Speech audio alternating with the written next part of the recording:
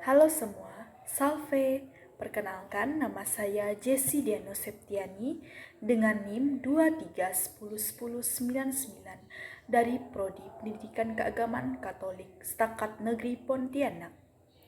Di sini saya akan menjelaskan tentang mendeskripsikan tentang sejarah. Sejarah adalah ilmu yang mempelajari tentang peristiwa-peristiwa yang telah terjadi di masa lalu atau masa lampau, baik itu peristiwa politik, sosial, ekonomi, budaya, dan lain-lain.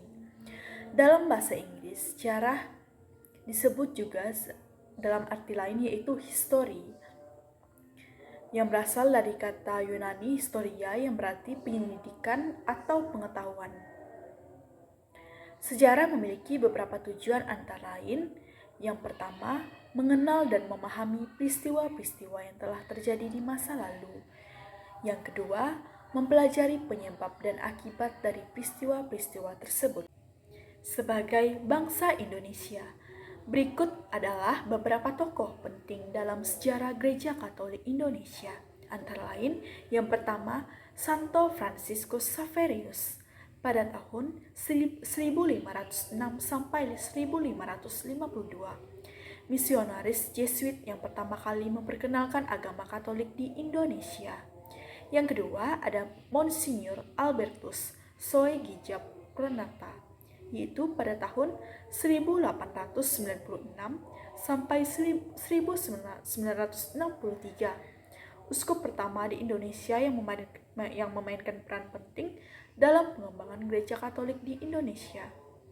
Yang ketiga, ada Kardinal Julius Darmadzat, yaitu pada tahun 1934, yang memainkan peran penting dalam tokoh pengembangan Gereja Katolik di Indonesia.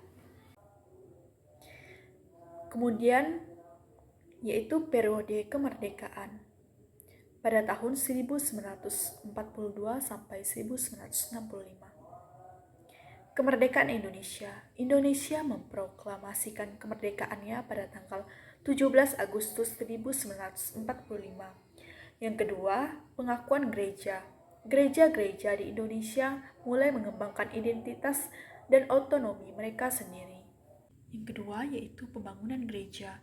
Gereja pertama di Indonesia dibangun di Maluku pada tahun 1522. Misi dan pendidikan para misionaris dan pendidikan Kristen. Periode kemerdekaan pada tahun 1942 sampai 1965. Kemerdekaan Indonesia. Indonesia memproklamasikan kemerdekaannya pada tanggal 17 Agustus 1945. Berikutnya yaitu pengakuan gereja. Gereja-gereja di Indonesia mulai mengembangkan identitas dan otonomi mereka sendiri. Periode modern pada tahun 1965 sampai sekarang atau saat ini.